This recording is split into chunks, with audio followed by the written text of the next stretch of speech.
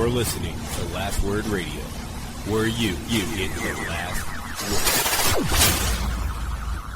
The following podcast is a W2M Network partnership production. Visit W2Mnet.com for all of our other great podcasts, plus news, reviews, articles, and opinions from the worlds of wrestling, video games, football, and entertainment.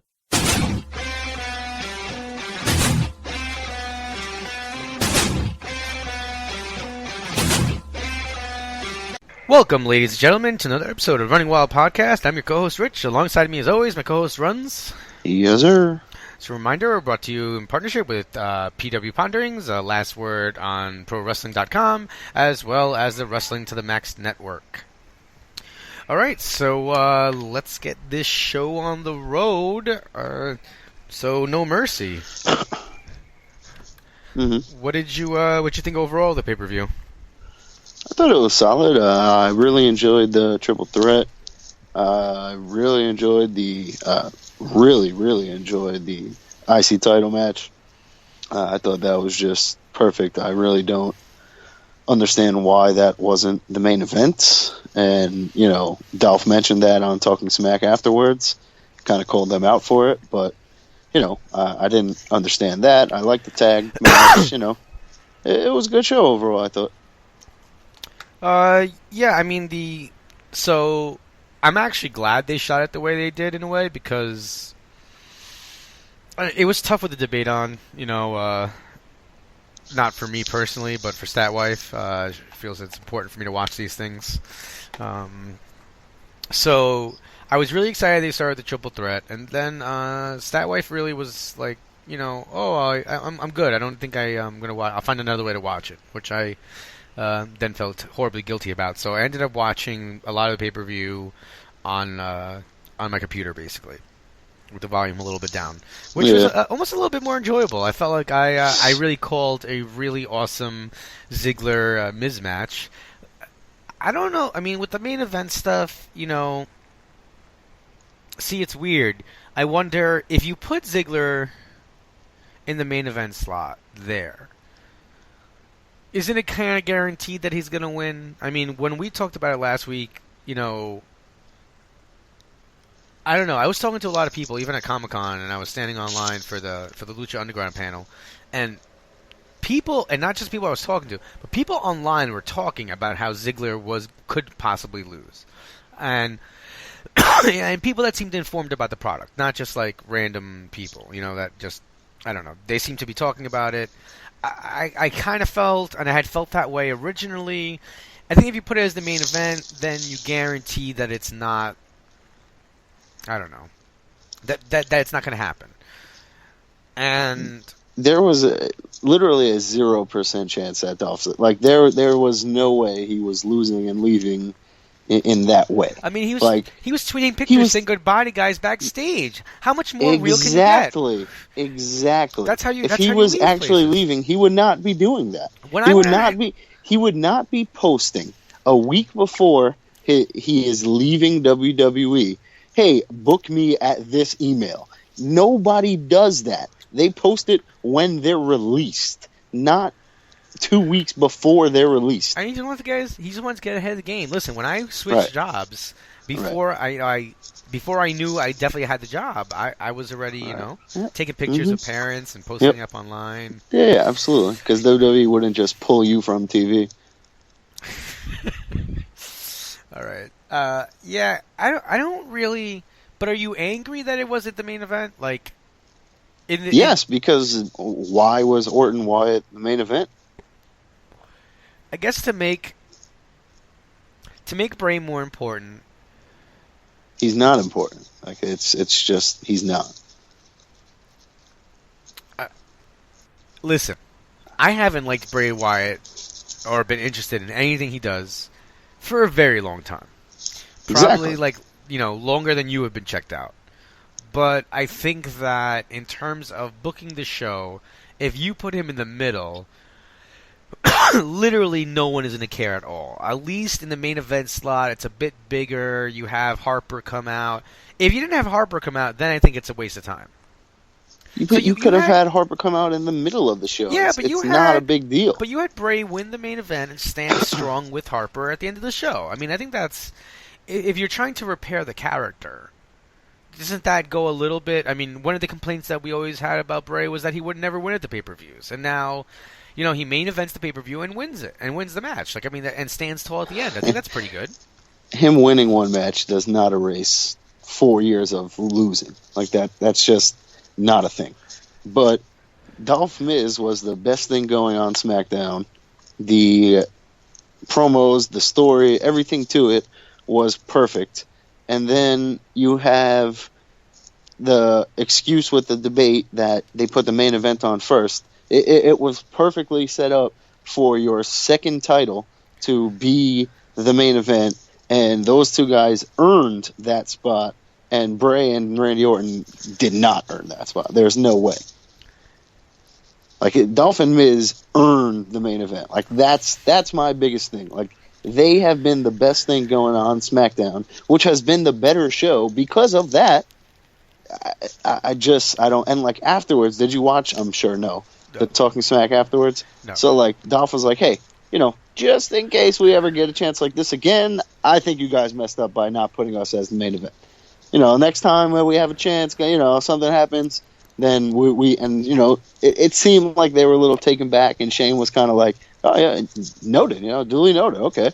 I think he was a little taken aback, but kind of like, I kind of like this.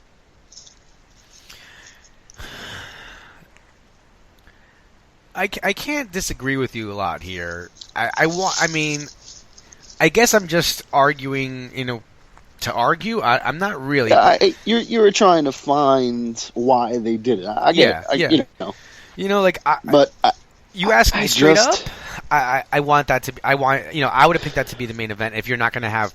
Now and then there was a lot of people online talking about this week how that's how things were done, and the main event and end matches back in the day, and end events and everything, and I don't really care about what used to happen. I care about what's been happening for years. All right. Well, I don't really ever remember a time that Hogan or Austin were not main eventing, so I don't know. But anyway, what I mean? WWE, I guess it was maybe not. People were referencing back in the 70s, when Bruno was champion, that at the Garden, he wouldn't be the main event. He would be the third to last or second to last match. Oddly enough, part of it was, but then I was reading a lot because I've had a lot of days off, so this was kind of interesting. So what they would do is they would actually have the main event before the end because the New York State Athletic Commission had basically a curfew for wrestling fans.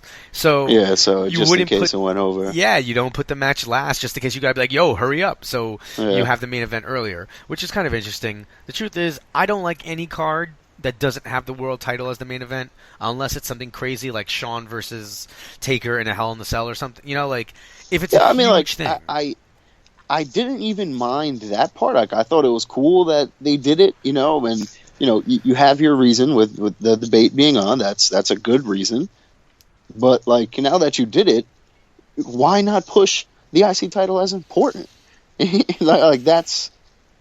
I don't get it. It's the IC title. It's legit your second title because the other ones are on Raw now. And, I don't know. Anyway. I know he's got, but the real shocking thing of the night, my big two negatives, huge negatives. I know he's got kids. I know he's got mouths to feed. But really? The Usos didn't win the tag titles? For what reason? I don't mind. I honestly, I do not mind. They have something right now with Heath and Rhino, and they're kind of just riding it out.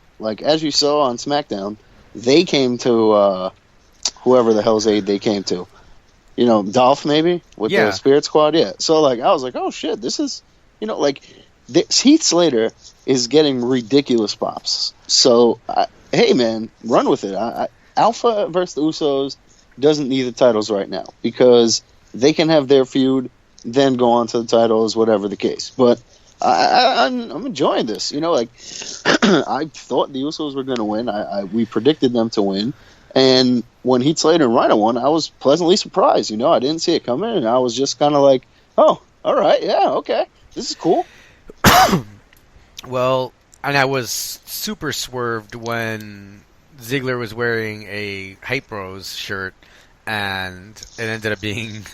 Did you notice that when he took his shirt off, like he took his jacket off or whatever? Uh-huh. He then proceeded to take his Hype Bros shirt off.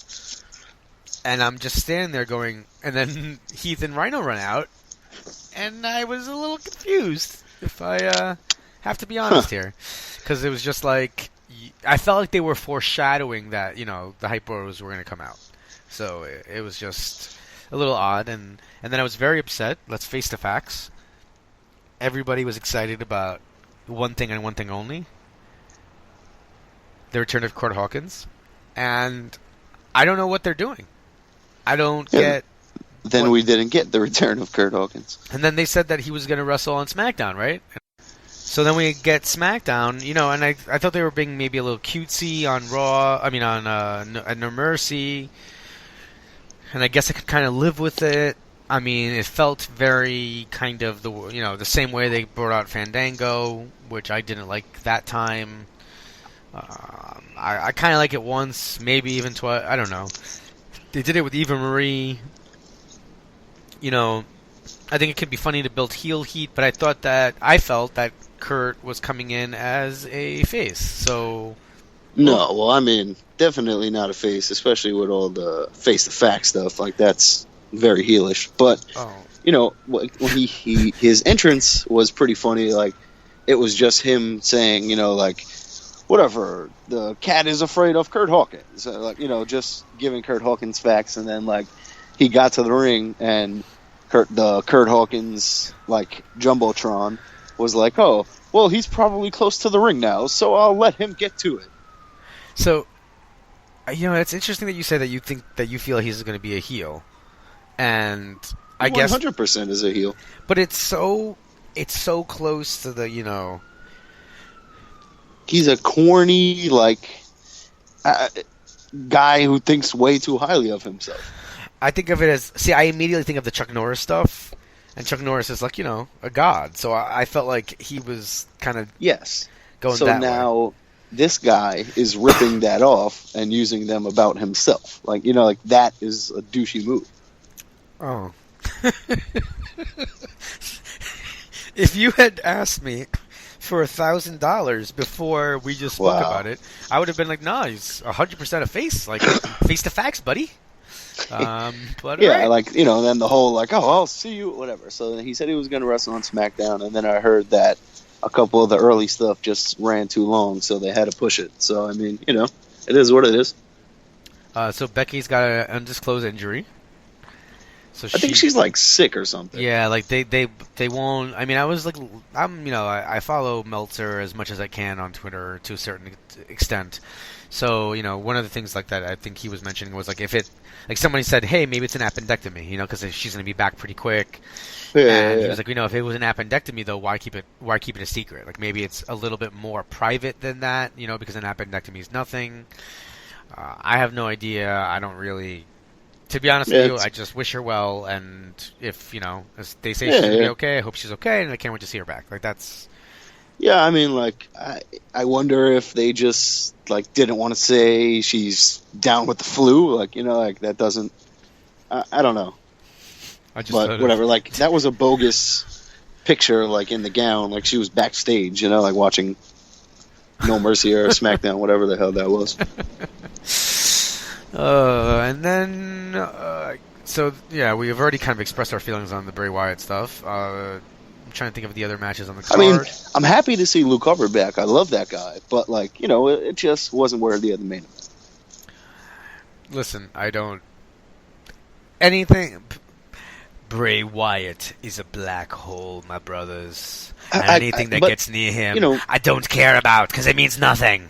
And I get what you were saying. Like, I hope that Bray Wyatt can become meaningful again, because I did like that guy a lot. But like right now, there was no need for that to be the main event. You know what would be the best thing they could do is just not have him talk. Like, have him do the Jericho for a while. But like, that's what he does, is talk. he could just be a creepy, whatever. But I'm just saying, I feel like everybody tunes him out. Because he's just saying the same thing now. Like, if he starts winning matches, then maybe. But this guy lost to Kane at the last pay-per-view, and then on SmackDown, I think 2 weeks ago, walked out of the match because he couldn't beat Kane. Like, that's too much. I want him to be creepy in that, like, I would enjoy him more creepily threatening people's families and stuff. Yeah, I want him to, like, start kidnapping people. Yes! And, like, that whole Daniel Bryan thing. Yes! Make people parts of the Wyatt family. Like, you'll have someone... Like, at first you can have people break away, and then you'll have someone like, oh, I like this. This is pretty cool. And just go with them. Like, I don't know what his name, or what Randy's wife's name is, but Randy... or have him outside Randy Orton's house, like, with, like, his wife opening the windows, and then, like, Bray Wyatt standing outside being creepy. Like, well, I think we kind of got as close as we're going to get to that with the following each other backstage and all that weird nonsense. Oh, and, like, the packing, the shipping trailer. Yeah, the Leslie Nielsen stuff. That's a reference to what? SummerSlam 1984? Mm-hmm. Yeah, that was, Which I don't think anyone ever understands when I actually say. Well. Because, why would anyone actually remember that? Even though it was fucking great. Don't you worry, because that's in his brain forever. Well, clearly. What else would you have? We had Corbin. Yeah, I mean, the rest of the card is kind of just whatever. Like, it was filler stuff. Fair enough. Let's see. Then Monday Night Raw. So... I thought Raw was pretty good. I mean, I wasn't, like, overly enthused about the whole show. I'm not sure if I want to see a Divas match in a Hell in a Cell. Oh, see, you're bugging out right there because, whoa, man, that is going to be awesome. I'm really excited for that, man. I really am. I'm scared to, like, be honest. I don't know. Whatever. I mean, who cares? It's not like anyone's going to sue me. I'll be honest here. So, first of all, I feel that, the way their SummerSlam match worked out, and some of the spots there, and they're crazy, those two. Like, they're crazy. Like, I have a level of fear. Okay. I feel about their match the same way I felt when Shane was climbing the cage, the cell, and he was about to jump off the top. It was this, like, sickening feeling in my stomach. See, like, yeah, if Charlotte, like, climbs to the top of the cell to, like, hit that flipping moonsault or something, like, there's no way, because Sasha would break in half, So, like, they can't do that, but maybe they'll climb to the top or, like, do some stuff up there. I don't know. Like, it could be cool. But, I think I said last week, like, this is the one feud to put in the Hell in a Cell, so I'm glad that it actually is. Okay, I see what you're saying, but my side is I'm actually afraid for these two women, and I've never been afraid before a match. Well, maybe the Punjabi prison. That was oof. Ladder War 6, man. I was just like, yo, one of these guys is gonna die. All right. Yeah, I can see that. For some reason, I felt like they weren't. I don't know why. I thought it was going to be fine. Yeah, the 6 guys involved are professionals, but I don't know. I knew they were going to go all out. So you had that. You had Roman trying to steal my thunder and my, my thing with my mutton chops, kind of with a weird mutton, like half mutton chop beard. Rusev, I meant, yeah. So that kind of annoyed me. And on a side note, did you see that Matt Jackson, apparently his wife, like, messed up giving her a haircut? Yes. She cut his off. I mean, the things I've seen on Twitter this week, like, people made a montage video, like, slowly zeroing in on his, like, sideburns in every picture, and then, like, had, like, Matt Jackson sideburns, like, and, like, dates for it at the end of it. Like, it was like a WWE tribute video of someone who died. I watched the New Japan show, and, like, first of all, I had seen it, he posted it on Twitter that he had a bad haircut and whatever. And the first person I thought of was you, clearly. I felt so sad. Exactly, I knew you would. So then, he came out and he came over to Kevin Kelly, and Kevin Kelly was like, "Oh, what happened?" And they were talking to him. He's like, "Oh, I know these brought me luck, but we don't need it tonight," or something like that. And they ended up winning, so that was good. It was that hasn't happened to me since I was 18, but I'm not gonna lie to you. It's probably the only time that I really legit yelled at my grandmother so loudly, because yes, my grandmother is my hairstylist. That she cut them off, and I was like, "That's the one thing," because it had taken me, dude. When I first got them, it had taken me months to cultivate that, And then she just in one fell swoop, it's gone. I was like, no. So Yep. I totally felt his pain. But yeah, so Rusev comes out, and now we know that's going to be Rusev and Reigns in the Hell in a Cell. Then we have the Divas in the Hell in a Cell. No, that was one of the segments that I listened to, and I didn't think it was. I don't like the mixing. I don't know. Sometimes I don't like the mixing of segments. I just like things to be separate. So. Well, I enjoyed the segment. I thought that was good. I enjoyed Rusev just get out of here. Nobody cares about the women. I thought that was just funny for Rusev's character. And then, I didn't like them beating the crap out of him because that kind of shouldn't happen. He's a big-ass dude. But, I get it. He can't hit them or fight back, so he's going to, whatever. I let it go. I didn't get upset by it. So, that was fine. I enjoyed that. I didn't like the mixed tag. I tuned out for that. But I enjoyed the setup for it. I just didn't really. No. And that's not. I just didn't want to watch. I'm not. It's nothing to say about I don't can care about actually mixed tags. Yeah, I mean, I don't know. It's difficult, and it's funny because it's the way they present it, right? I can watch mixed tag in Lucha Underground, and that doesn't bother me. That's an intergender tag. If it was an intergender tag, I would love it. If Sasha was fighting Rusev and Charlotte was fighting, that would be great. I would watch the hell out of that. That would have been pretty good.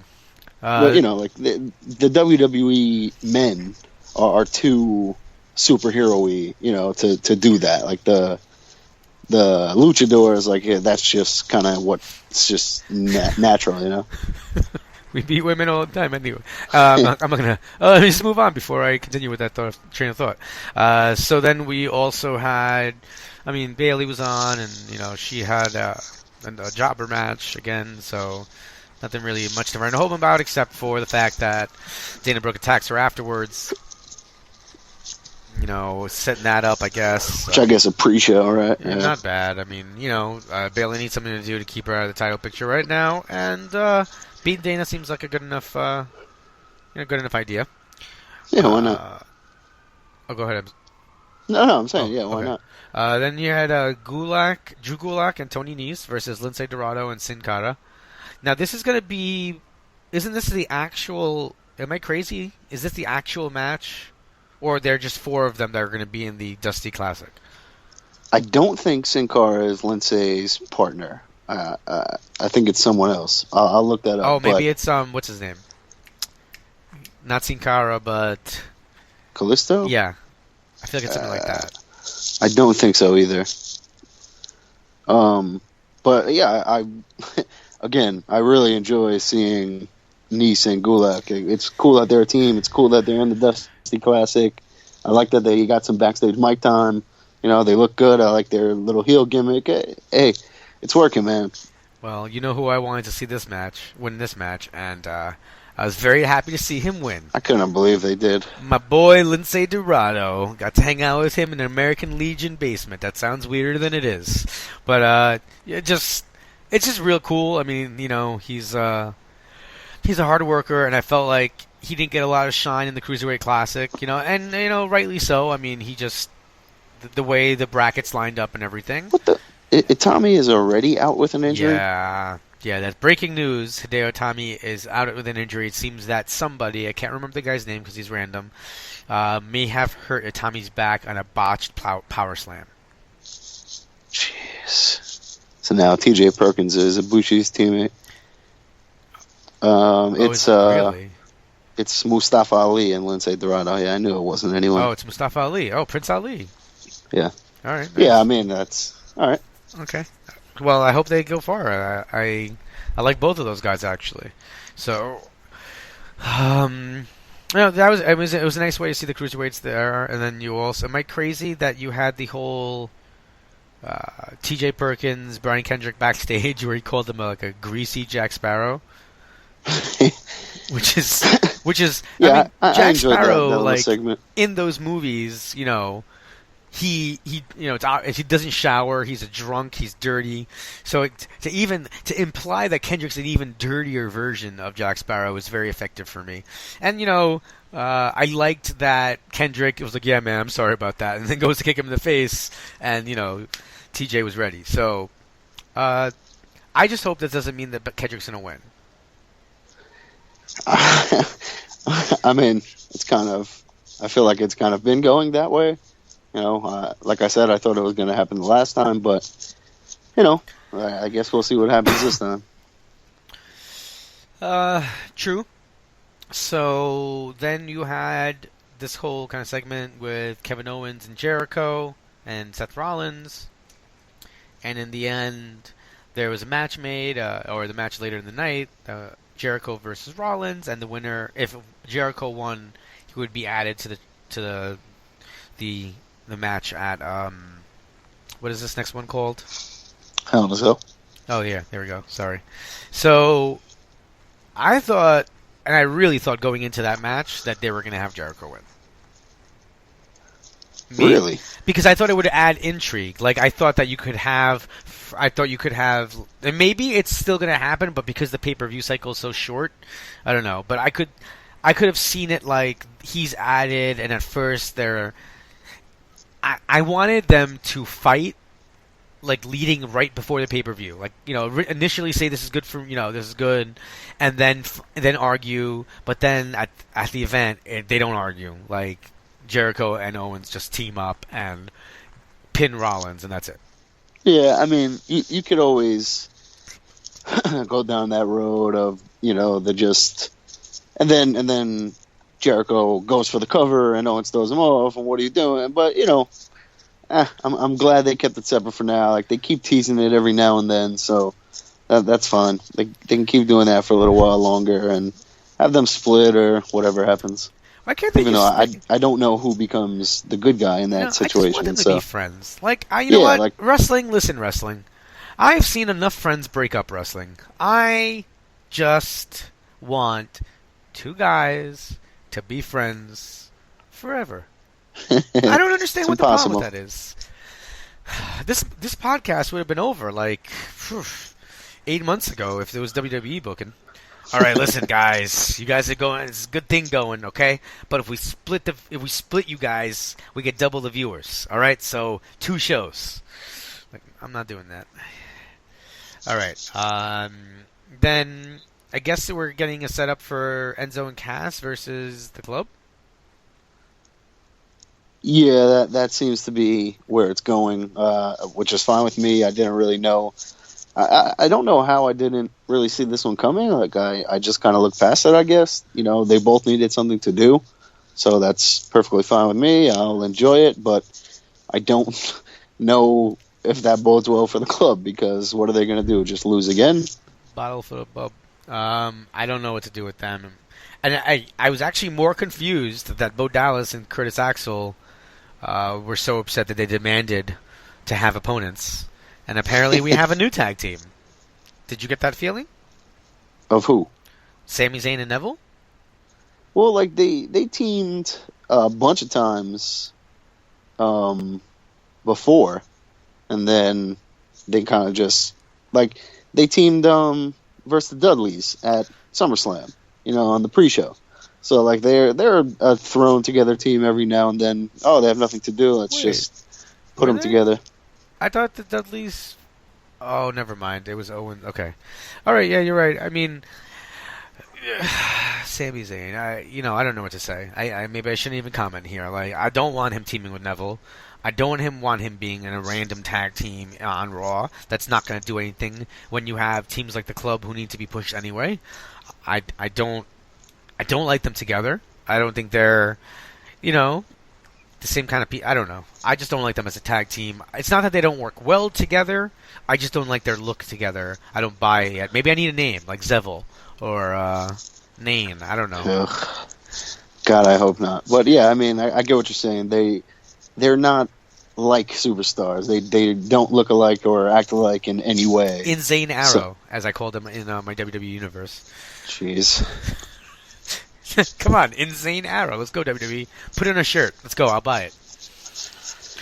Yeah, but we'll see what happens with that. It's just, the argument is always, well, Raw's 3 hours. Let's give someone something to do. But why can't they just be singles wrestlers? Put Neville in the freaking cruiserweight division. Like, that just makes sense, man.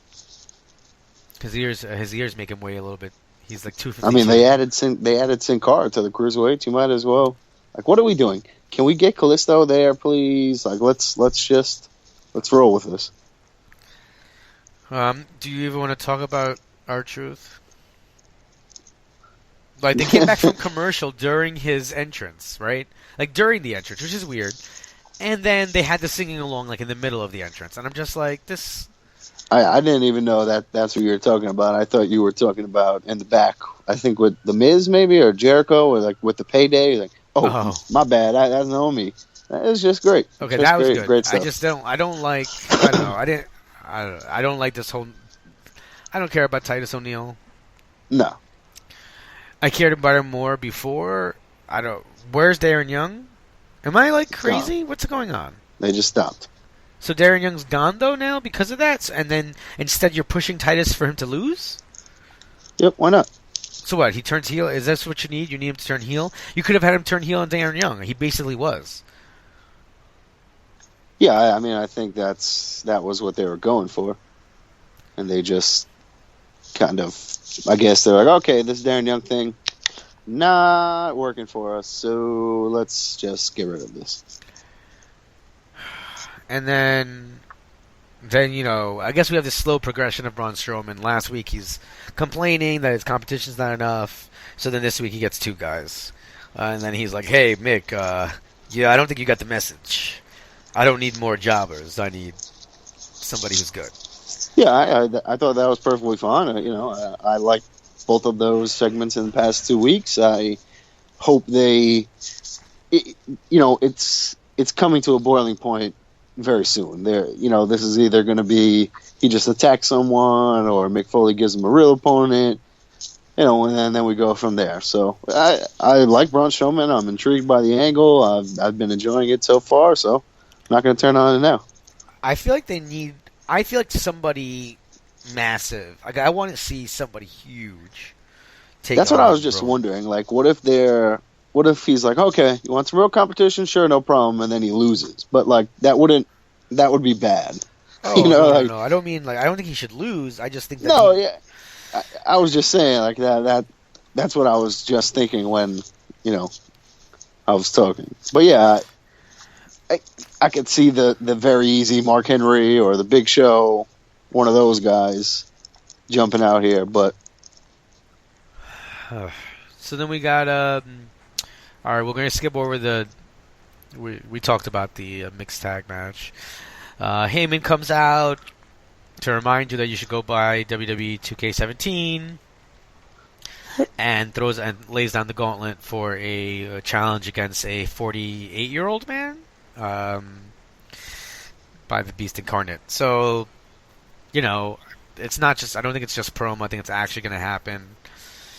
I don't know I don't care. I don't know. So you're a little younger, and I want to ask, like, when Goldberg was doing his thing, were you into that? I went to Nitro with a Jericho 3 Goldberg 0 sign, so okay. I enjoyed Goldberg. I did like Goldberg, but I just, by that point, I was already enjoying the guys like Jericho. Okay. All right. Not even really, intentionally, just, I fucking like this guy. He's hilarious. Just to clue the audience, I'm 6 years older, so I wanted to know if that gap there would have... Oh, I mean, like, I liked Goldberg because it was cool. Like, he was a badass dude, and, like, running through the NWO, that stuff was good, but it wasn't like I was like, oh, this guy's awesome. Oh man, that terrible. I mean, his WWE run was. Yeah, that was bad. But of course that was going to happen. You know, like what? There's not one WCW guy that's done good other than Booker T. Sucker. Yeah, I mean, I guess it was to be expected with his WWE run, but I just didn't expect it to go quite as badly. I mean, I'm kind of like excited for the match because I think it'll be cool, but WrestleMania 20 was pretty horrible, and like Brock is not going to suplex Goldberg and toss him around like he does everyone else. So it's going to be interesting to see what happens and how they book it. You know, you don't toss around the 48-year-old son of a gynecologist. Okay, you don't just toss him around like that. Okay, he deserves respect. I mean, not to mention he hasn't wrestled in however many years, and so I don't know. Like, there was people talking it could happen at SummerSlam, and then I heard, you know, maybe even the Royal Rumble because Goldberg's not just going to jump right back in. So we'll see. But, you know, one thing I do find interesting is every year, you know, Sting is on the cover or Goldberg is in the game, and we get told, like, this is just a 2K thing. It doesn't matter. And then it matters because WWE is smart, and they promote the game, and they bring in these guys to do something. And every year, you know, they try and tell us it's just they're under contract to 2K, not related to WWE, and then it becomes related to WWE. So Marty I'm done Jannetty's listening to that. year. Please no. Marty Jannetty. And I'm like, no, we're not bringing. No, for real, guys, it's Marty Jannetty. We're not bringing him back. And then you had a good match with Seth and Chris Jericho. I was a little surprised by the ending. But when I saw what happened, I was like, okay. I mean, I watch wrestling far too long to be tricked, and I was, so I'm fine with that. So SmackDown, as an overall show, what did you think?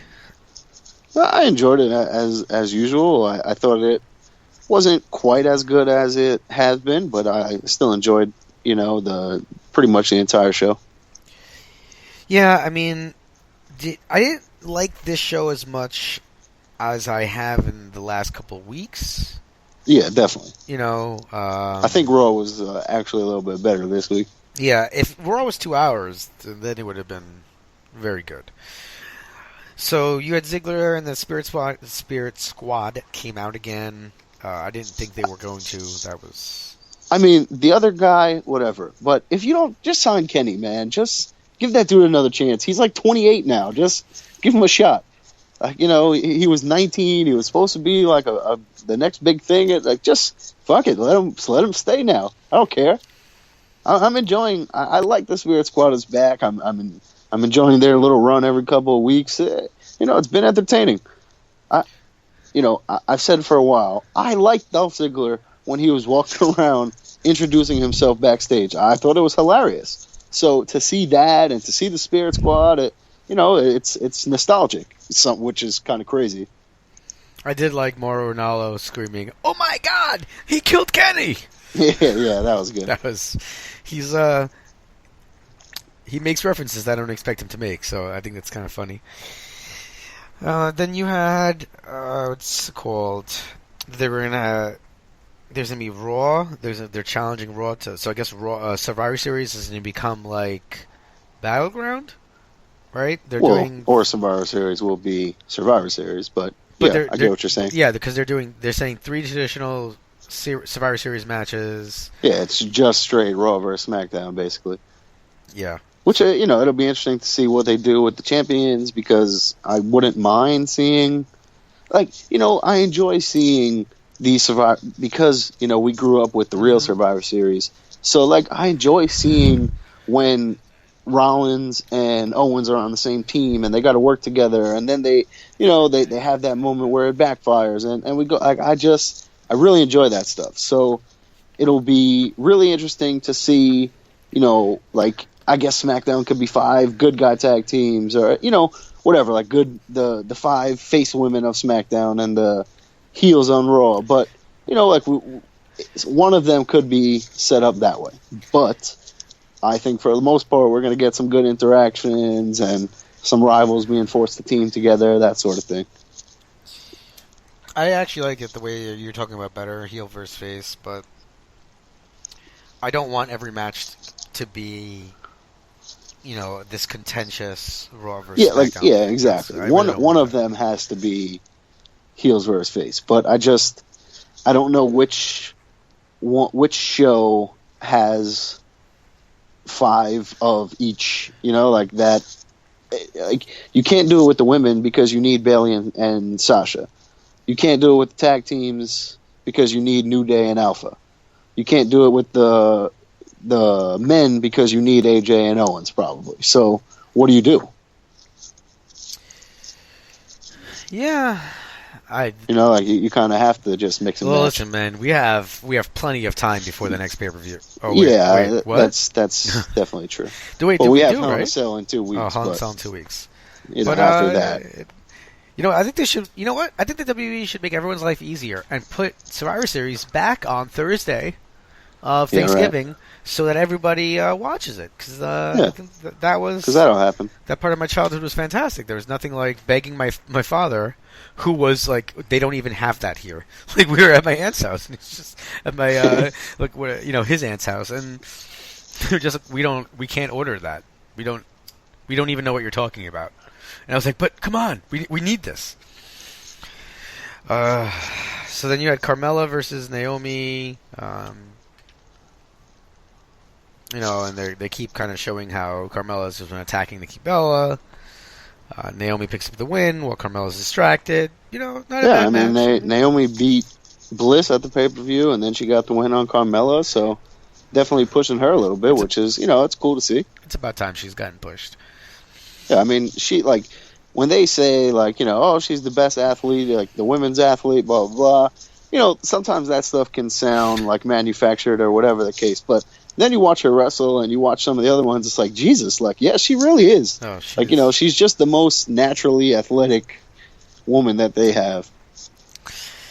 And then you had a fun tag team, not tag team, but, tag team angle. You had Gable versus Uso. And, you had their respective partners in their corners, and basically Gable went down when Jimmy did a quick roll-up because of outside interference. Actually, Jay snuck in and, pushed his brother. I've never seen this.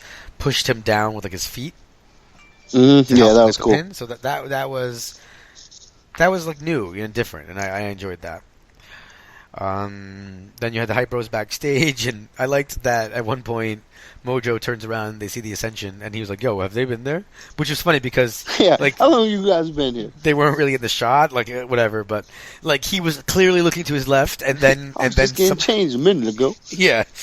Oh, that was the other part. So the Ascension were just watching him naked in the locker room, because Mojo's definitely that dude who's so hype that he walks around without his underwear on for a few minutes before he gets changed. So creepy Ascension, and then they did the creepy bit guy. Did they just point at him or touch his chest or something? I don't even remember. But I've been enjoying the Ascension, since the brand split. They've gotten some more time. They've gotten a little time to actually wrestle, and I've enjoyed it. I like the new face paint. Why not? Hey, do you think at some point Zach pulls a Shawn on Mojo? I mean, at some point it would make sense because Mojo is definitely a singles wrestler, but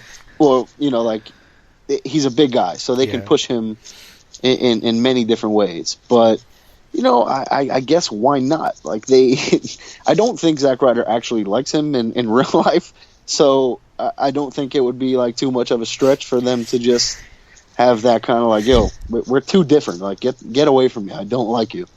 He just knocks him out. You're not hyped now. Yeah, they could do something. But I like Zack Ryder, but I wouldn't mind him in just a tag team, like him and Hawkins, him and Heath Slater, something like that, where they're just a tag team. They're a tag team. Period. That's it. I think that could be good, especially with the expansion of the tag teams and that whole division. There's spots, and look at Heath Slater and Rhino, man. It saved his career. He's blowing up. So hey, I like watching good tag team wrestling or meaningful tag team wrestling, and then they brought that back to an extent. just before I forget, I got this random WWE survey that said I might qualify for $10 to Amazon.com if I took the survey. Yeah. So at first I thought it was weird and I didn't believe it because it was just like a Survey Monkey type thing, like just real. Yeah. So I thought it was going to be like more WWE logo stuff. So I started taking it, and two of the questions, I guess, like they try to test if you're a real wrestling fan, is they have a picture of John Cena and it's got like 20 choices, and it's like, who is this? And then and then oddly, the second one, I guess it's like, if you really watch wrestling, you know who this guy is, because the second one was Bray Wyatt. And then at the end of the survey, they told me that I did not qualify. Apparently, I guess, being already a owner of a monthly subscription to the network, I think that's what disqualified me. They're like, wait, you know about wrestling, but you're already... Oh, no, we don't need to hear from you. You're not our target audience. You're the sap who bought it the first month. I thought you were going to say you got the network survey that asked if you would want to watch ROH and TNA on there. Please, immediately. On my phone? Oh, life-changing. Yeah, I mean, that would just be pretty genius. And, with the news that you broke to me earlier, with Billy Corgan suing TNA, it's pretty interesting because clearly he had invested money and been promised some type of stake or something, and now maybe it appears that they're not going that way, and he's getting pushed out or whatever the case. So it's crazy, really interesting. And now what happens? Like, if he sues TNA, what the hell? They don't have anything. So, like, what the hell do they do? Like, they have Dixie Carter is rich beyond belief, so like she can fund anything. But I don't know, man. It's really interesting, and I hope like this doesn't create a dark cloud around him, and an even bigger one around the company now, where guys are like, I don't even want to work for him, or whatever the case, Hey, listen, man, I'd love to. Let's buy TNA. Let's just do it. We got $20, huh? Then, how did you feel about almost witnessing someone's death live on TV in that AJ Styles match? Because I saw a slow motion GIF of the Styles Clash that he hit Ellsworth with. My God. I actually didn't even watch the Styles Clash on Ellsworth. Oh my God. You don't understand. Like, there's a slow motion GIF that someone put up on Twitter. You need to see it. Because Ellsworth, and a lot of people commented, like, Ellsworth did what you do in wrestling training. The problem with the Styles Clash... He tucks his chin, You tuck your chin. That's what you're supposed to do. So he instinctively tucked his chin, and AJ, like, kinda, like, shifts, and then when he drops, kind of, like put his leg and arm out in a way, like, to stop it from going straight, because he would have snapped the guy's neck in half. It was just... Live on SmackDown, Jesus. Yeah, live on SmackDown. It was really scary. And Ellsworth picks up the win because... I don't understand why Bryan, as a heel, as a face, I don't know. Like, it was so clear that Dean Ambrose was going to be a jerk. I don't know. I didn't understand. It just... The whole thing was stupid to me. Ellsworth, and then you have Ellsworth pin the world champion. Really? Not even like a regular guy on the roster, but James Ellsworth. I don't. And then we end the show with Randy Orton and Kane. I don't know if they're two guys who I'd rather see less than these two team up. Versus Bray Wyatt and Luke Harper. I mean, it just makes it like nobody cares. 3 out of those 4 guys, if they weren't on TV for 4 months, I'd be fine. Yeah, it is what it is with them. We discussed them enough. All right. So that's all the WWE stuff this week. I also. Oh wait, and then also I didn't get to catch it, but I know that Insanity made their appearance on. Sanity, yes. Sanity debuted on NXT, so I want to take a look at that and kind of get back to that next week. Yeah, I did. It was pretty cool. If I didn't know who it was, I don't know that I would have. And the crowd was chanting EY, EY, and shit like that, and I was like, come on. Like, don't do that. Like, you can't tell that it's him. Yeah, that's. But I mean, you still. I was watching something recently with Cole Cabana, maybe a Ring of Honor show, and right at the beginning, Scotty Goldman. Like, listen, I mean, a lot of wrestling fans know who someone is beforehand, right? No. Yes, but like he was wearing a mask and a hood, and like they didn't show his identity. So it was even more. Okay. Okay. I didn't realize that. Okay. His name, I'm sure his name is going to be Eric Young, most likely. But it was just like, don't give away who's under the mask before, like when there was nothing telling who it was. I mean, I almost bought an Aces and Eights vest because of that mask gimmick. So yeah, because they were cool. Like they looked good. They were people that have been on the roster, but they're big guys. They look good. I enjoyed the match. So, it was a cool debut. Like, that's the only thing that I watch on NXT. But yeah, so, I mean, now we have Evolve has a couple shows this week, if you want to touch on them real quick. Yeah, no, I'm, I've been really high in Evolve recently, and, I haven't been following them as long as I probably should have, but whatever. It's never too late to kind of jump on that. So I'm really excited about this next weekend. However, they had to make some changes because of some injuries overall. So Thatcher is going to defend against Ethan Page for the world title. Look, I want Ethan Page to win, and I thought what he did with Johnny was epic, but I don't think this is how it happens. Yeah, I don't think this is how Thatcher's run ends, but I honestly don't know because Page is kind of shooting up the ladder. So I don't think this is how Thatcher's run ends, but I can see Page winning and feuding with Riddle afterwards, and I could see that going on or whatever the case. But I don't know. I don't think Thatcher loses the belt here. Then you have so now I'm We looking only at the have to really card. talk about like the top couple matches, but yeah, go ahead. Yeah, wasn't it supposed to be Hero versus Gulak?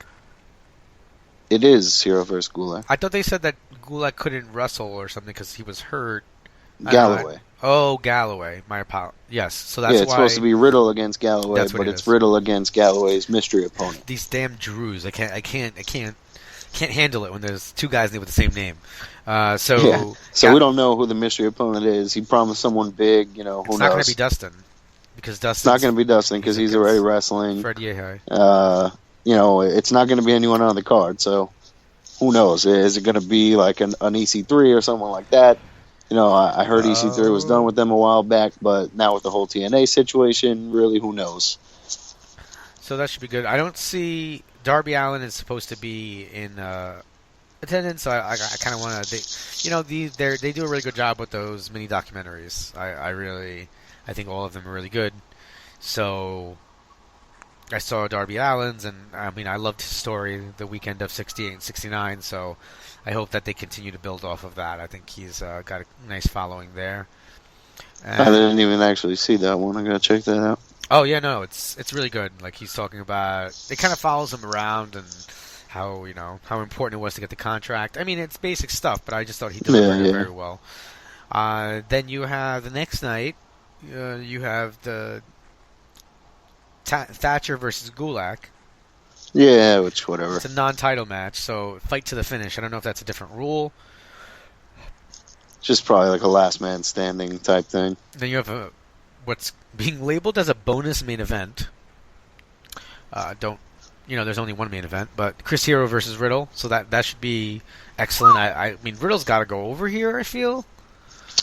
Yeah, I mean, he doesn't have to, but I could see it. Like, that's my boy, so hopefully he will. I actually he was on the Taz show today, and it was pretty cool, like, just seeing him talking to Taz or talking about where he was trained and, like learning how to become a wrestler and, really like he said, like, other than, like holding back actually from killing someone, like the hardest thing was like, when you get fake hit in the face, like your first, like most people just like, oh, my face, like he had to learn how to sell and how to do all that. So that was interesting to hear, his journey into being what we see today, because we know his background, we know his story. So, like, it's cool to see or hear from his mouth, some of those details. And one match, I guess Alan's going to be on this card wrestling Dustin, so I want to see that. I am excited about Jason Kincaid. He's going to be taking on Tracy Williams. So Kincaid's been wrestling in Ring of Honor and other independents, but I've basically seen him in Ring of Honor. He does some crazy stuff. Like, he'll jump from the ring post. Okay. Which is, I've never seen anyone, like, I've never seen anyone do that when he did it. Like, Ricochet. But other than that, yeah. So, and then you have Ethan Page versus Sami Callihan, which will be cool. I feel like Page has to win, but I'm not good at calling this sometimes. Yeah, that'll most likely be he loses to Thatcher, he beats Callahan type of thing, So that's going to be a good weekend of Evolve. Ring of Honor is going to be running Glory by Honor. It's not going to be televised, but I'm sure they'll have the VOD up. Hopefully not too long afterwards. Which is crazy because Glory by Honor used to be a big deal. Now it's just a house show. I'm so confused as to why it's not on TV, or why it's not available through just iPay-per-view. Yeah, it doesn't make any sense. Just because you're running pay-per-view, does that mean you can't do iPay-per-view? I would watch this show for $15. Hell yeah. 100%. But whatever. Now we have no option. Yep, they're losing their money. So I just real quick, I'll share about. You guys can check out my article on it. I did a full write-up. So I actually got to go to New York City Comic Con and I sat in on the Lucha Underground panel, which is pretty. It was a lot of fun. There were a lot of people. I did not expect this. The panel started at 4:00. I had to line up. I went in about 2:30, let's say, and then I wandered around and I was like, hey, let me go check on the Lucha line.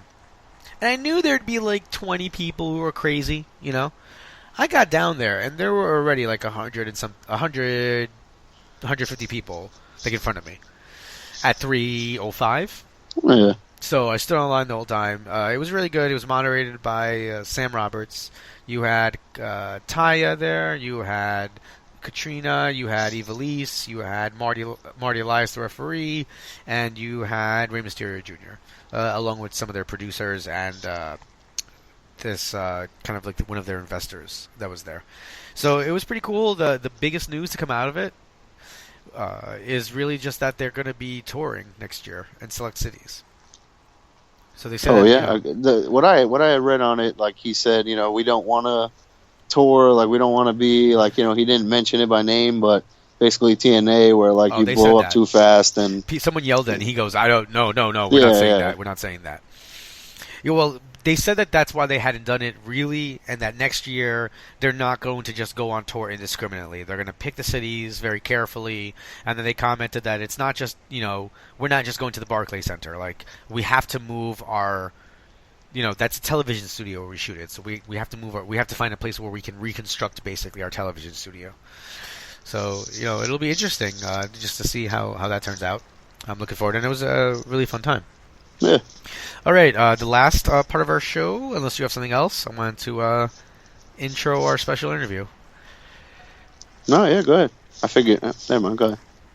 All right, so without further ado, you guys sit back, and I hope you enjoy an exclusive interview we got with Women of Honor commentator Ian Riccaboni. He also has done commentating for the Ring of Honor proper shows, but he's kind of been exclusively the Women of Honor guy, and I got to sit down and chat with him, so hope you guys enjoy. All right, ladies and gentlemen, I'd like to welcome at this time Ian Riccaboni to the show. Ian, thanks for coming on our show tonight. Hey, thanks, Rich. Thanks for having me. No problem. So let's get started. I guess, where everyone thinks we should. So how did you get started in the business? Yeah, so I've been a lifelong fan. I grew up in Allentown, Pennsylvania, and for those who don't know, they taped a lot of WWF there from 78 to 85. Yeah, and I think there's something in the water. That's my standard joke. That I tell people I'm from Allentown, because wrestling has always been so big in not only Philadelphia, which is about an hour away, but Allentown, and I was immersed in it very quickly. I've always asked my parents, how I became a fan, and closest thing they said was, my brother had been into it a little bit, during Rock and Wrestling, and then my neighbor, her name was Pat, she babysat me, and her husband apparently was a big wrestling fan. So I think through osmosis and through living in Allentown, I became a big fan. And I had always wanted to be some sort of sportscaster. In high school, I had played baseball, basketball. I played baseball through college at NYU, and I'd always been kind of an athlete. And in the back of my mind, I had always loved pro wrestling, and I kind of wanted to give it a shot. Mm-hmm. And then I took a couple of bumps at the Wild Samoan school when I was about 17, and that changed my mind real quick. So I decided that maybe the broadcasting route was the route to go. So I did some theater stuff in high school. I did journalism and broadcasting in high school. I went to NYU for media and communications. I'd done some TV stuff here and there. Growing up, I did a commercial for an organization called Kids Peace, mm-hmm. which at the time everybody thought was helping kids. As of course it turns out unfortunately with some organizations, they didn't do exactly what they said they were doing. But that was cool. I got some early experience with that with a former Major League Baseball player, Jim Cott. Oh, wow. And from there, I think he's won like 250 games over his career. Yeah, he was pretty good, and it was neat to meet him. But through the years, I did a little bit here and there. When I got to school, I thought the TV stuff was going to be real easy because I had been cast right away on an MTV special starring Bill Gates. And so I thought, for sure, man, I'm here for 1 month. I got this. It's going to be easy. It wasn't quite as easy as I had thought. So, I got called back by MTV again. I was in their Best Music on Campus competition. I had my own commercial on MTVU, so that was neat. But then, things really started to slow down. And as I got more invested in school and playing baseball, I just kind of didn't pursue it as much. And then I got out of school. I went to grad school, and my buddy Chris, who had always been a big wrestling fan from Allentown, from high school, called me and said, "Hey, I'm doing a public access show. I need a sidekick, and we need a house band." And he's like, "Would you want to play bass guitar for us and be my sidekick?" And I said, "Sure." We had played in a band together in high school, the Green Mountain Rebels, and we. The best or worst name in the world, depending, because we're not from the Green Mountain State. We're from Pennsylvania. Yeah, I was like, wait a minute.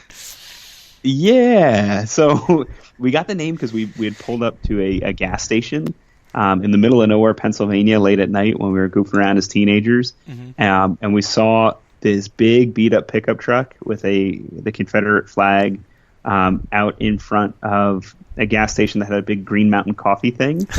So we thought the juxtaposition was funny. We never used any Confederate imagery or anything, but we just liked the word rebel. So that's how we came upon that. Yeah, but Chris said, "Hey, I'm doing this public access show."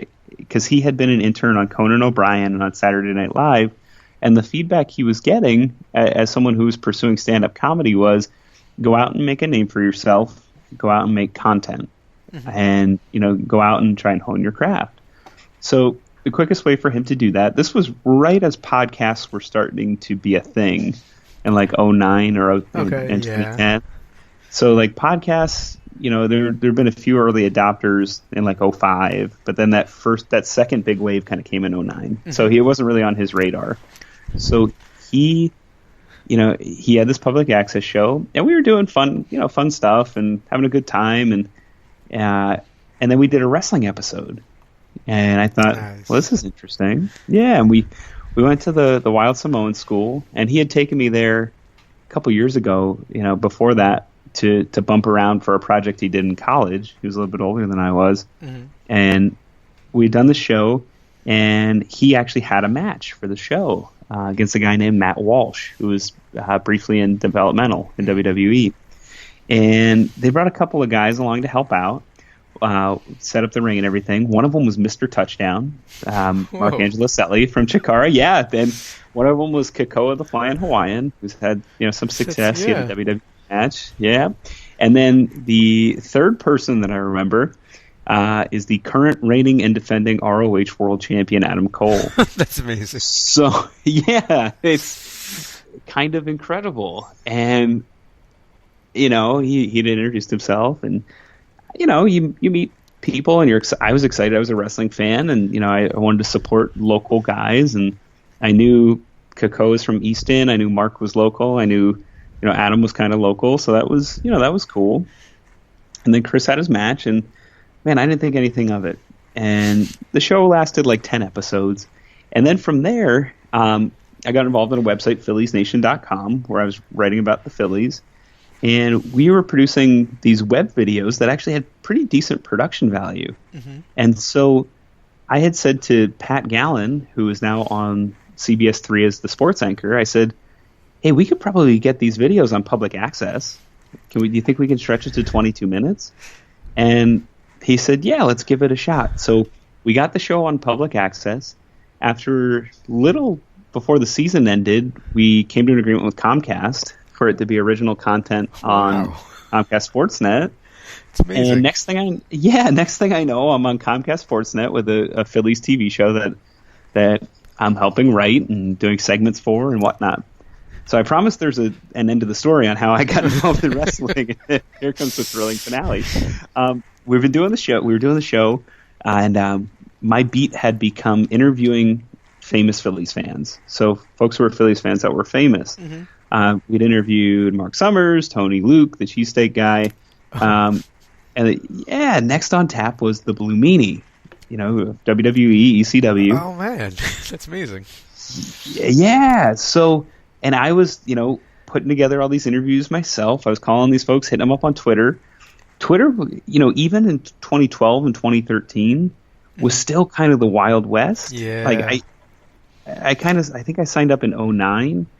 But back then, people would, celebrities would actually respond to you pretty regularly. Oh, yeah. It was like an open line for people at that time. Yeah, and before there became a little too many people and quality filters and all that. So just out of the blue, I just started tweeting at people who I knew either were based in Philly or Phillies fans or whatnot. And, Mark Summers got back to me, Tony Luke, and Blue Meanie. So we did this first round and did the interview with Mark Summers, Tony Luke, and those went well. And then I interviewed Meanie, and he said, hey, I have a location. Wouldn't it be cool to do this in a ring or by a ring or, in a wrestling place? So I was like, yeah. And I didn't want to sound too excited, of course. Yeah. So I said, yeah, that sounds awesome. But I tried to play it cooler. And so we went to the Monster Factory, and he introduced me to Danny Cage. And the interview went well, and, we got some good content for the show, and I think you can still watch it online. And we did the interview, and afterwards I was talking to Danny, and, I was telling him, big fan, blah, blah, blah. And he was like, cool, blah, blah, blah. And he was like, we don't really have an interviewer. And I was pretty dense. I didn't really understand what he was saying. And I was like, oh, that's a shame. It was kind of like a Dumb and Dumber. We were standing by the banana boat bus. And so so then I kind of got it. And then I had taken his card. And once I put it together, I was like, oh, man, that'd be cool. Like, I'd like to do that. Yeah. And so a couple of weeks later, I called Danny and I said, hey, what if my friend wanted to do, what if my friend wanted to be the interviewer, or what if my friend wanted to do commentary? What should he do? And that was my way of testing, not so covertly testing the waters. Smart. Yeah. And he was like, well, your friend. And he obviously knew what was happening. Yeah. And your friend should do this, and your friend should come to the Monster Factory. And your friend should get to know some of the guys, and your friend should. And so he gave me all this great advice on how I could start. And I did that for a little under a year. And Kevin Kelly did a seminar at the Monster Factory. Monster Factory is amazing. We bring in guys of all kinds of experience who've been big stars, who've been key guys behind the scenes, all to have seminars. We've had Joel Gertner, J.J. Dillon, Cliff Compton, Brutal Bob. The list goes on and on and on and on. Les Thatcher, Rip Rogers. Whoa. Yeah, and Gerald Briscoe, Kevin Kelly, like guys of considerable influence in major companies. And Kevin came in, and I asked Danny. I said, "Hey, do you think would anybody care if I wore a suit?" And he goes, "No, the guys will be in their gear, so being in a suit is fine because that's like your gear." Mm-hmm. I said, "Okay, that sounds good." And so I wore a suit, and I remember it was hot. It was super hot. I was sweating and this and that, and we got through all the wrestlers, and the wrestlers were doing interview things, and Kevin's great at talking and producing, and among many other things. But we got through the wrestlers, and he said, "Hey, guy in the suit, you want to sell me some tickets?" So I said, "Sure." So I got up, I ran through that night's Monster Factory card. I hit the time cue at 60 seconds. I wrapped it up, and that's kind of how it started. And afterwards, he pulled me aside. He said, if you want to do this, start showing up at Ring of Honor events and helping out and shadowing me. And so I was fortunate enough to get that invitation. Wow. And I stuck to it. And within a couple months, I called my first match, which was Cheeseburger versus Chris LaRusso. It was taped for a DVD extra. And after that, only 4 months later, it was Women of Honor, and then we were off to the races. Wow. Had you practiced calling matches before that you got that opportunity to Ring of Honor? So this is kind of the crazy part. As a kid, my favorite thing in the world to do was I'd sit in my room. I'd have my WWF action figures, my WCW action figures, and from about 2 years old through about 9 years old, I would do two things. I'd play with my wrestling action figures, and I'd go shoot hoops or swing a baseball bat, or it was either the wrestling figures or sports. And I really I liked video games, and I liked cartoons. I loved Doug, Rugrats, Ren and Stimpy, Carmen Sandiego. I like all the kids' TV shows. But I would sit in my room. I'd put on a wrestling tape, and I'd sit there, I'd bang the guys together, and I'd do running commentary. Nice. And yeah, so I had what felt like 7 years of practice under my belt. But the thing that I really appreciated that Danny let me do at the Monster Factory was he always gave me an opportunity to try exactly what I wanted to try. And if you were willing to show up and put in the work and the time, he'd give you the opportunity. And that goes for the wrestlers too.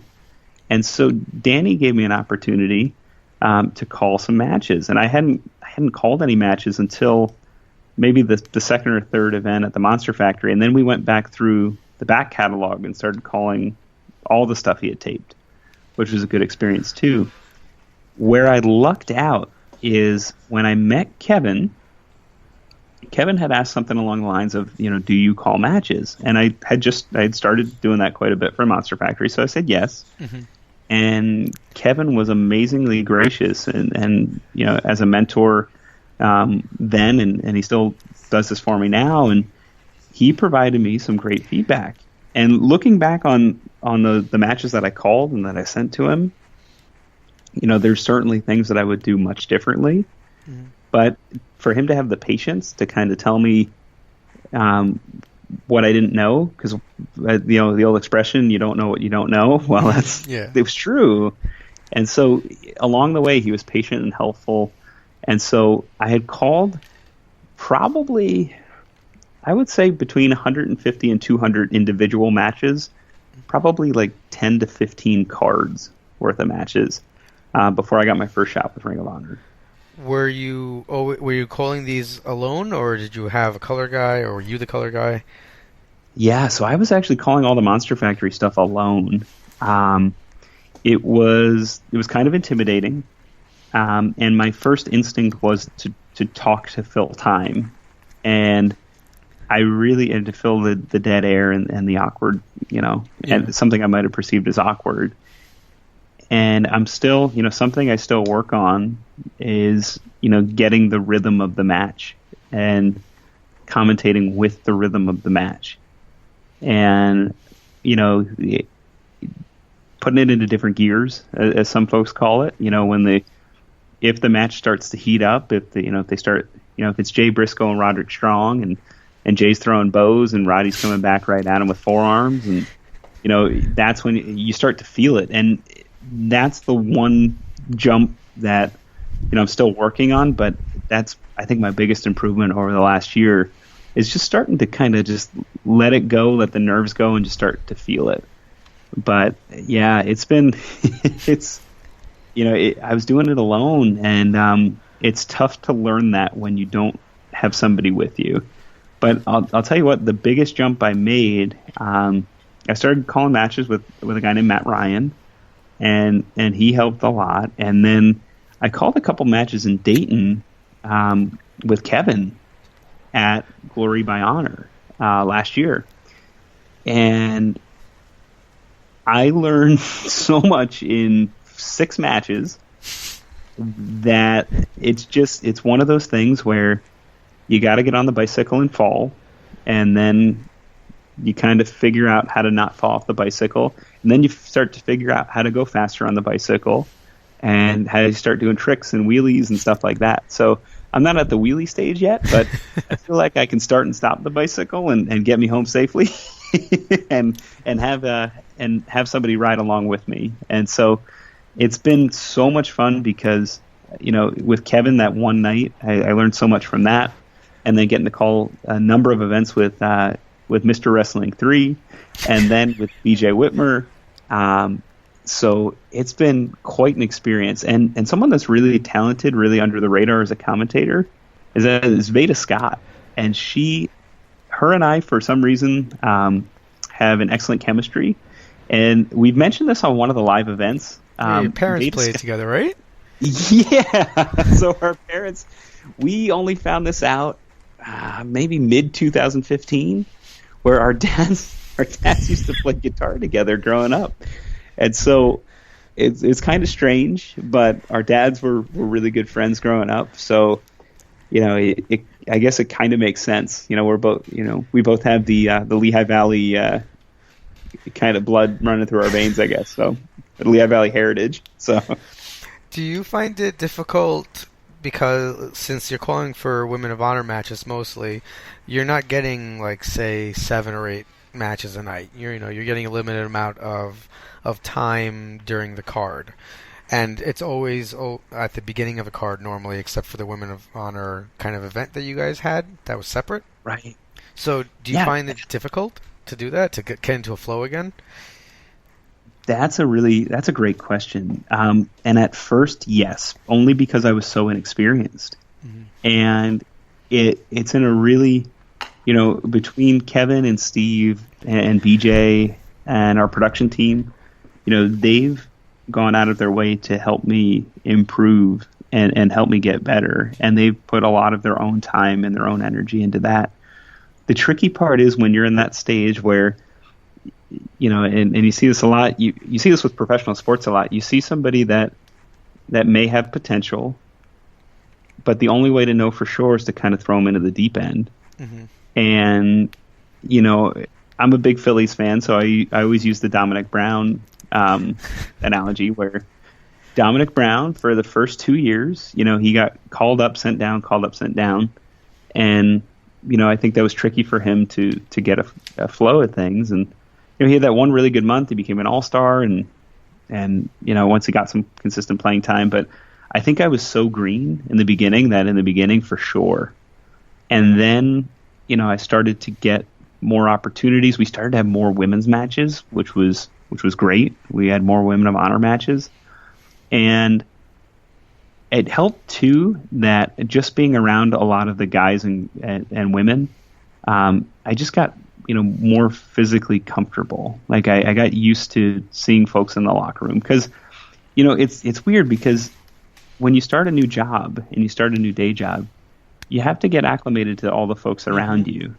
And when, in wrestling, you only see some of these folks, once a month. or twice a month, especially for, Ring of Honor.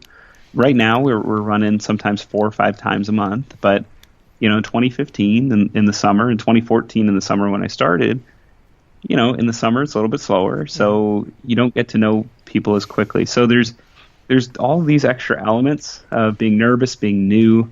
But as you hang around and as you get more comfortable with the production folks, with the ring crew, everybody's fantastic. But just as those things start to disappear and as you start to relax more and you're able to make the most out of the reps that you do get, and then from there, hopefully the execution leads to more reps. But certainly at first, because I was so new, I was so new. So I remember the first time I put on the headset and in Nashville, Tennessee, and the lights didn't spook me, the atmosphere didn't spook me. I got I think appropriately excited for the countdown in the beginning, and I was the first one out of the curtain with Paul Turner, and nobody knew who I was, and that was okay. But the thing that spooked me was when I put on the headset and heard like the reverb and the echo of my own voice in the headset. And because I hadn't, at the Monster Factory, I never called anything where I wore a headset like that. I always just went straight into a microphone. So definitely at first it was difficult because I was so new at that point. And then when I learned to just relax and kind of be myself, and when it really sunk in that I knew Kevin was there to provide feedback, and that our production team was there to provide feedback, and when I really started to kind of feel more at home, so to speak, the reps became quality over quantity, and then the quantity came on top of that. So, yeah, that's a great question. I've never been asked that before, but certainly, yeah, at first it was, because it was kind of a daunting task. Yeah, no, I mean, I'd say even with teaching, sometimes after the summer, I'm like, can I still do this? So I just have to, kind of, now it's been a while, so it's different, but I'd say for the first 5 years, it was easily that question being asked every summer. So you became more comfortable, and who did you in particular kind of like become friendly with and start writing from city to city with when you guys were filming over the weekends? Oh, that's a great question. So at first, for sure, me, Tim Hughes, and Joey Daddiego. We were, so it was kind of a motley crew. We all lived pretty close to each other. Tim's about an hour and 15 away. Diesel is about maybe an hour and 30 away. But Diesel was always going in the right direction. So Tim lives in Central Jersey, and he would drive to me. We'd get in my car. We would drive, pick up Daddiego. And that worked really well when we were going to California, Pennsylvania, or Kalamazoo, Michigan, or Dayton, Ohio. So if we were going west, it worked out real nice that the three of us were kind of all on the line. But, on shows where I fly in, I've ridden with everybody. It's been kind of a cool experience. I've ridden, Alex Shelley and Chris Sabin. They took me under their wing in their car. I ride a lot with Caprice. I ride with Steve. So it's been an interesting, fun journey there. The person I've ridden with the most, though, outside of Tim Hughes, is BJ Whitmer. So really, yeah, BJ and I, I'm really appreciative of his friendship and of his guidance. He, in terms of framing things in wrestling, is really smart, and just an amazingly smart and talented guy, student of the game. He can tell you dates and times and places of things that happened in Georgia and Mid-Atlantic and Texas with the Blanchards. He's a walking wrestling historian, and it's always really fun to travel with him. So when possible, I try and ride with BJ. Have you ever ridden with Steve Corino and Mr. Wrestling number 3 at the same time? Wow. No, you know what? When I was with Mr. Wrestling 3, Steve Carino was banned as a commentator. That's Although right. in Duluth, I'll say this. In Duluth in January and Indianapolis in January, Steve came in and out of the building. I didn't even see him that night. Mr. Wrestling 3 and I called the match, and he came down to the ring, and Steve was advocating at the time for Adam Page. So I've seen them in the same place on the same day, but no, I've never ridden with both of them. Oh, curious. Yeah. All right. So working with the Women of Honor, it's been really successful this past year. About 2 months ago, Ring of Honor announced that they were going to be creating a new championship, and there was a lot of Twitter talk, at very least, about how the Women of Honor division deserved to have its own title. How do you feel about the division not having a title as of right now? Sure. So, with the Women of Honor, we've been able to build something incredibly organic. It started out with, or rebooted rather, because I don't want to look over Daisy Hayes. I don't want to look over Mischief. I don't, Sumi Sakai, who's with us now. She was a pioneer for Ring of Honor and the first run of Women of Honor. So I don't want to overlook that. Sarah Del Rey. But this kind of reboot happened pretty organically. Women, thankfully, in 2015 and then 2016, there's a better. I appreciate how the crowd, appreciates women wrestling now, because it's not. It shouldn't be men's wrestling, women's wrestling. It should be viewed as wrestling. The athletes we have in Women of Honor are held to the same standards that the athletes in the male athletes in Ring of Honor are. So we're still looking for the best athletes, the most colorful people, and so it started organically in Baltimore, and we kind of let it simmer. And we knew that we had talented people coming through the ROH camps, through the ROH dojo. We knew that there were talented unsigned women in the Northeast, where we run a lot of our shows. We knew that there was a whole bunch in the Central as well, where we run a lot of our shows too. And so the idea was to try and create kind of a slow build to establish some of the top female competitors, and to make it different so that the entire focus was on them. And I appreciate that approach. We certainly had to walk before we could run, and by doing that, we've created something entirely separate with kind of its own world and its own focus. One of the criticisms back when Ring of Honor was on HDNet was the infrequency of women's matches. Mm-hmm. So you would see an awesome knockdown, drag 'em out match. Off the top of my head, I think Sarah Del Rey and Taylor Hendricks, had a fun match. And we've had, through the years, Kong and so many other women. But it would kind of get lost because you'd have one excellent match, and then it would take a couple weeks, and then you'd have another, and there really wouldn't be any continuity, or not a lot of continuity between those matches. And it just kind of felt like something to throw in to maybe make the show a little different. It was great wrestling, but perhaps, something just to break up the show.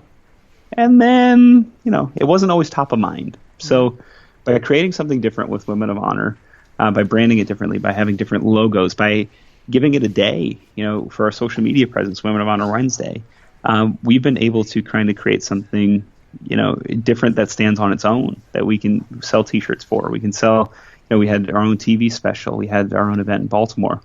To answer your question about the championship, now that I've stonewalled quite a bit. No, that's great. To answer your question about the championship, I do believe there should be a Women of Honor championship, and I do believe it's coming.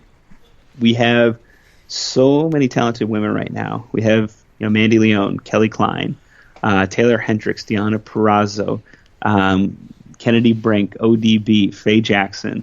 I'm going to forget somebody. So Britt Baker. The list goes on and on and on. Mm-hmm. I don't want to forget anybody, so I'll just stop naming folks there. Solo Darling. Yeah. So we have all these talented women now, and a lot of them are unique to Ring of Honor. Like, a lot of them you can't see anywhere else but Ring of Honor.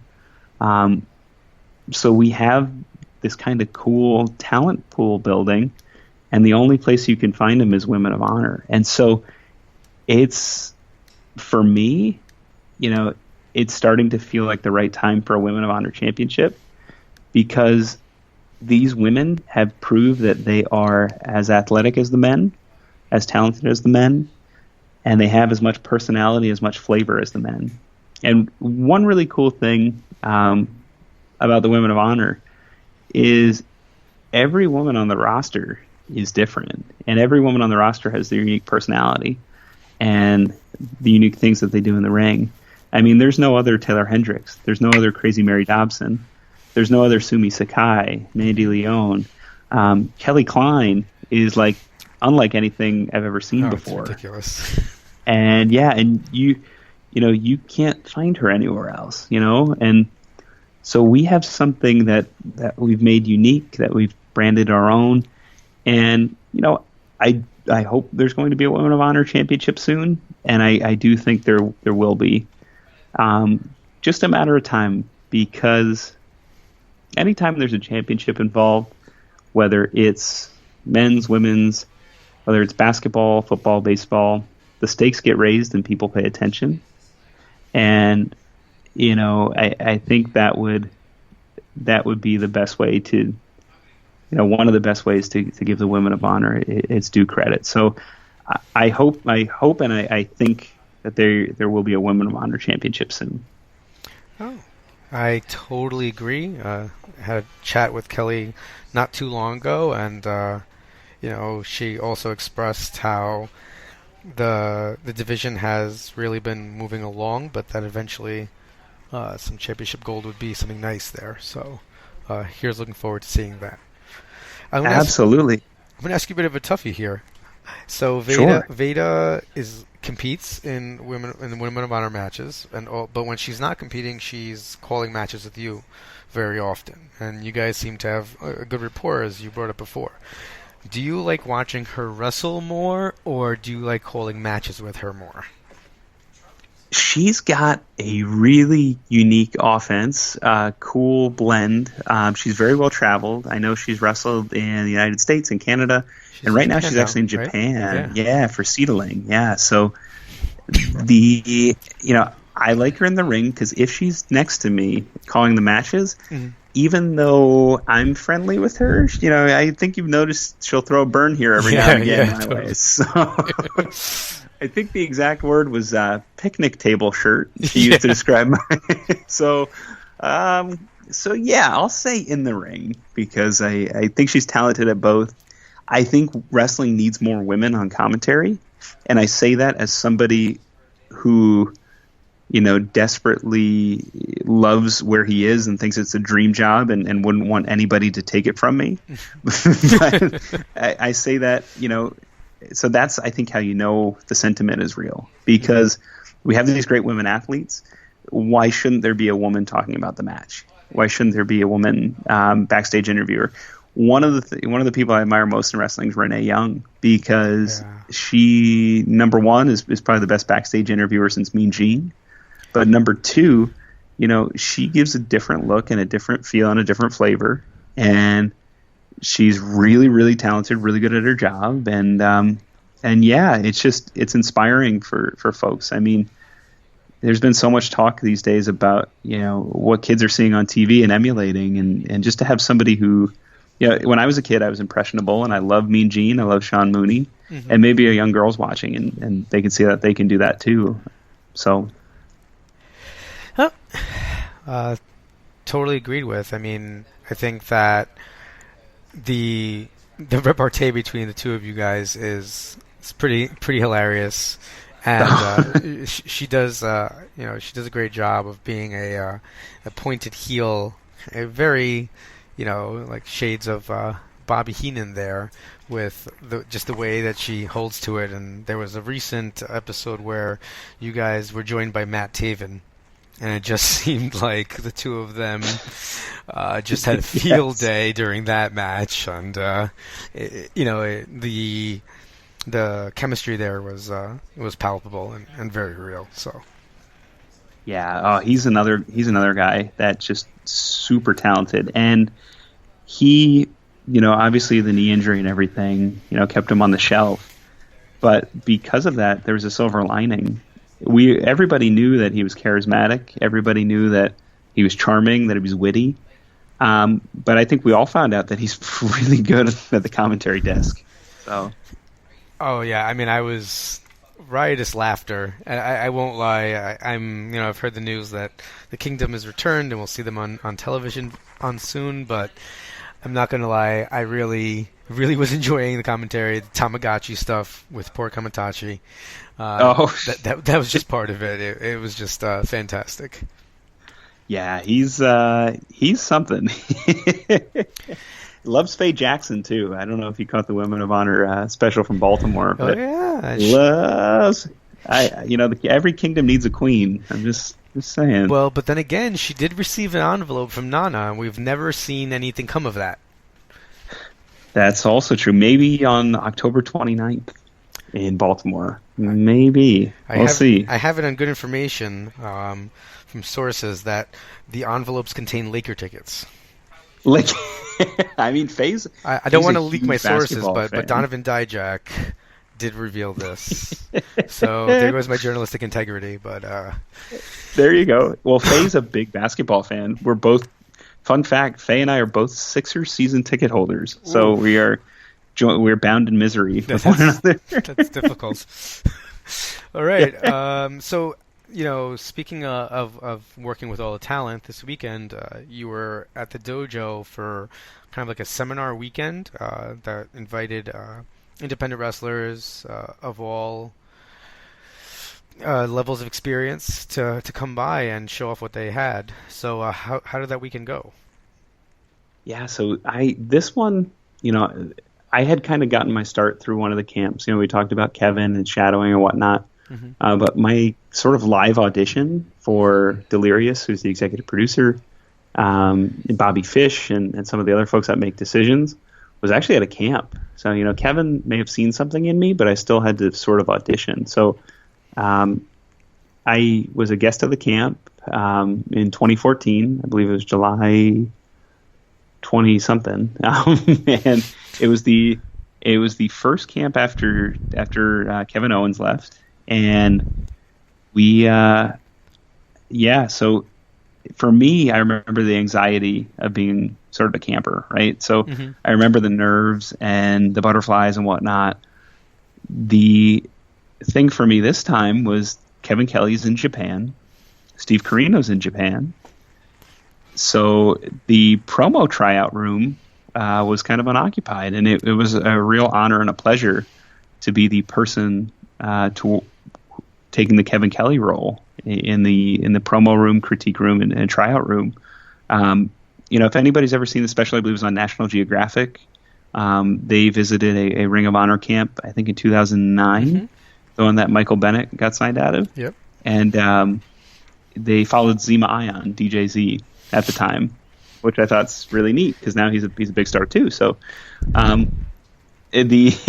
so what you saw on that special is actually pretty true to life. We have a room. Half the fellas sit in the room with me, and in this case, it was myself and BJ Whitmer, and we had help from Kelly Klein and Punishment Martinez and Cheeseburger and Christopher Daniels came in and out, and Delirious came in and out too, and it was really neat being the teacher. And some folks know that I'm a professor of Introduction to Sports Media at Holy Family University. So I'm used to speaking about, sports media, and I'm used to doing it. But for me, it was a real honor to be, the person coaching and the one, helping these folks along. Because I remember being in that space. I remember being in that spot where you're sitting there and the nerves are just making your heart beat and your hands are shaking and you're sweaty.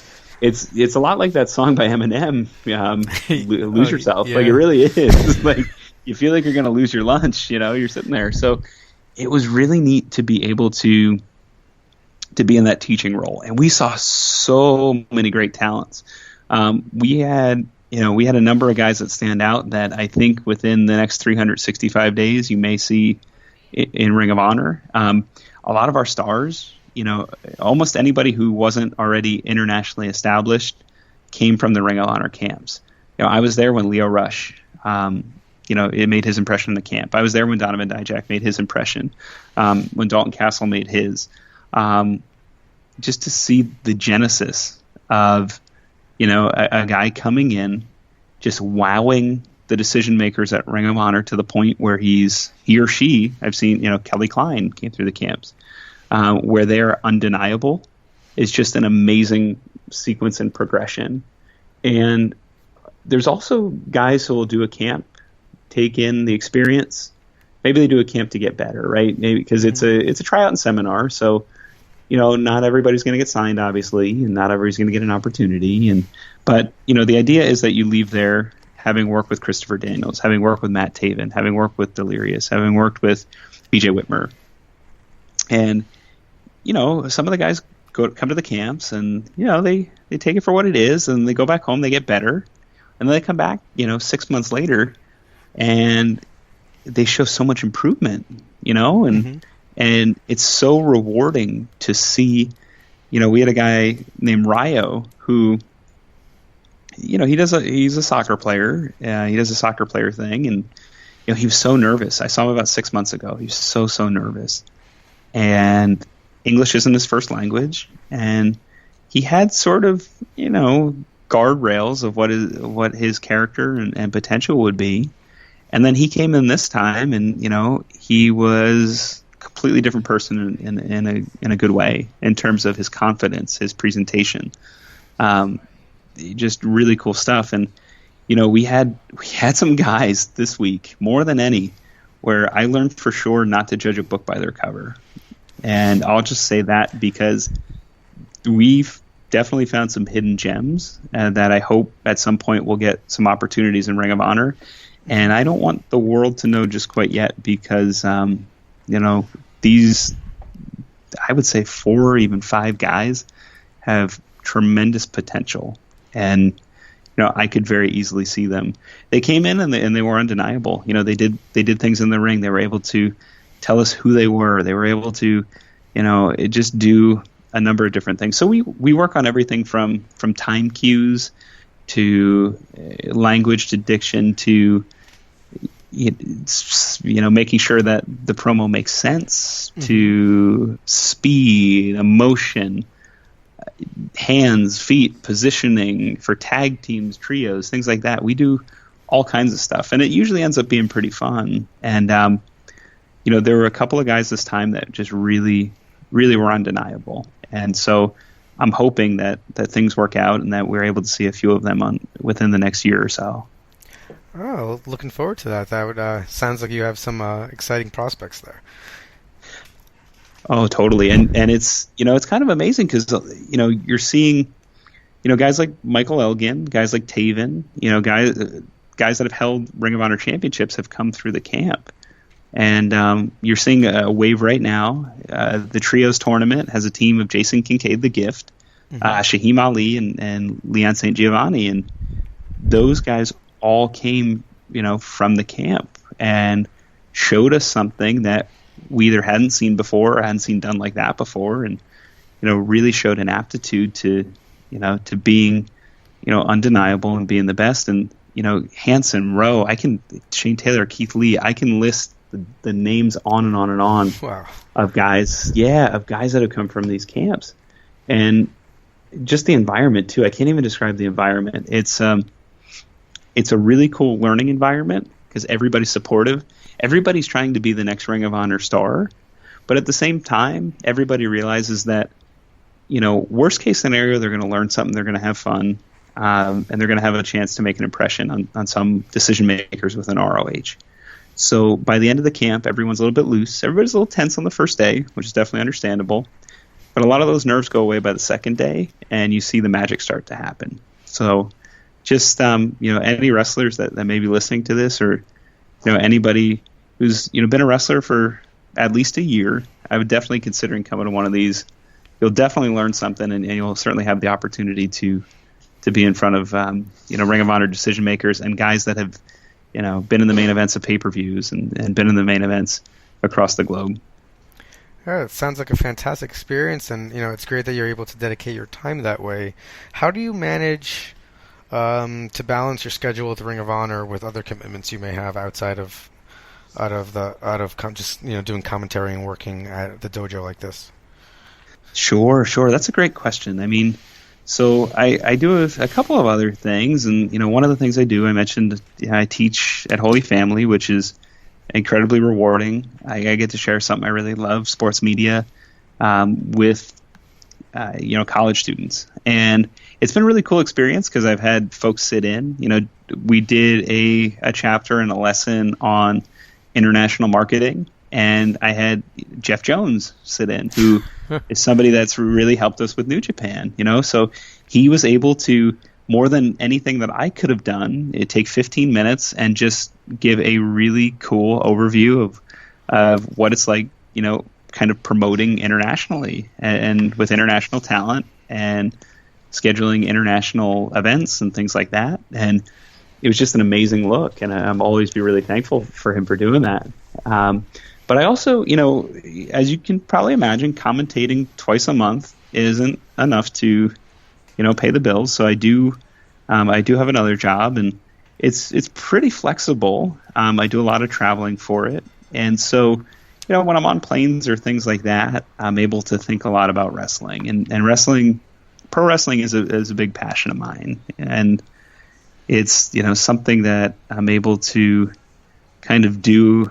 And I'm very, very lucky in that my job is flexible enough, and that I'm able to take Fridays off if I need to be at a Ring of Honor show, or or take a Monday off if we have a Sunday show and I can't get home until Monday morning, to be able to do those things. But it's really, it is a balance, and it does get challenging because my wife's pregnant right now. We're expecting our first. And congrats. Thank you. I'd love to be home as much as possible. But the challenge is there, and the gauntlet's there. So it's a balancing act, and it's probably the hardest part. It's the commentating part. I won't say it's become easy, because I feel like I'm still learning every time I go out. The trickiest part is the stress of the flight, the stress of getting the rent-a-car, the stress of meeting up with everybody, and making sure you're at the building, you're set, you're ready, you're prepared. That's the biggest stress. And even that, I'm so used to traveling for my other job that's not even a big stress. But at this point, that's, I'm fortunate where, I have the support system. I have the teachers surrounding me, like Kevin and Steve and BJ. And I feel, comfortable that the biggest stress and the biggest hurdle of my day is that my plane leaves on time, or the car leaves on time, or, we don't pop a tire on the way to the arena or something like that. So the advice I'd give to anybody who wants to do this or is trying to do this is have your ducks in a row. Get your education, make sure you have your license, be financially independent from your parents. I've had a lot of folks come up to me and ask me, how do I do it? And the first thing I say is get to as many shows as you can for your local promotion and ask for an opportunity. And they look at me and they say, I don't have a car. And I say, well, do you know any of the wrestlers that you could get a ride with? And no. So that really limits you. That really hamstrings you. So when everything's good at home, when you have a job, when you have a car, when you have reliable transportation, when you're open and honest about with your partner, with your fiance, with your wife or husband about your love for professional wrestling and the limit and the, how far you want to go and try and pursue it, then that's going to make you infinitely more successful. When you're realistic about the amount of time and effort and energy you have to put in, because you have to put in a lot. It's not just learning the moves. It's not just learning, the direction of the TV program or the pay-per-view. It's a lot of kind of, individual minor sacrifices in a series of large sacrifices. So, that for me is the most challenging in the balancing aspect of, having, calling the Ring of Honor matches and still having, other obligations. So, but everything's fun, when you start to have your stuff in a row, and I'm very fortunate in that I've had a series of opportunities and a series of people look out for me, and just a series of good fortune. And I don't want to discount that because not everybody's dealt the same hand. But if you're able to have your ducks in a row, or your ducks in as much of a row as possible, everything becomes much easier, and you're able to focus, and you're able to keep your attention on wrestling. If you're in Indianapolis and you're from Philadelphia, your mind can stay in Indianapolis rather than what's going on in Philadelphia. So I've been very fortunate. My wife has been incredibly supportive. She really understands the commitment that's required, and she's, I'm her biggest fan, and it's really nice that she's always been, my biggest fan in my pursuit of wrestling. So. Well, she did say, though, if I remember correctly, some weeks ago on Twitter, that there are very few people who would ever pay money for the Ian Riccaboni action figure. Oh, I said that, and then she said, why do I need the action figure when I have the real thing, which is a reference to our favorite movie, Jingle All the Way. Yeah. Oh, I saw that movie in theaters. I did too. Oh, what a movie. Yeah, we saw Sinbad at the Keswick Theater a couple weeks ago. It was amazing. Really? Yeah, we did. That's crazy. All he did was just insult people our age the entire time. He just went right at the millennials and this and that, and how he used to do it in the old school, and he was really, really, really funny. That's awesome because, he was funny in that movie, but it had its moments. Yeah. You mean Arnold Schwarzenegger flying around downtown Minneapolis isn't realistic? Oh, it's such a... And wasn't the Big Show was in that movie? He was. He played Santa. Yeah. Or the big bad boss Santa. Yeah. Factory. That was crazy. Yeah. So in all your travels, just one more question. Sure. In all your travels, what is the best food that you got to eat that you'd heard about? You're from close to Philly, so I'm sure you've had a cheesesteak. That was something, being from New York, that I really wanted to do. I got to eat an In-N-Out burger once. Oh yeah. What is the best thing that you've had in your travels? Oh man, so I have to go to Scottsdale, Arizona a lot, and there are a number of places out there that I really, really like. Oh man, there's a really... Wow, this is tough. Sorry. I love going to Scottsdale because the food there. I love...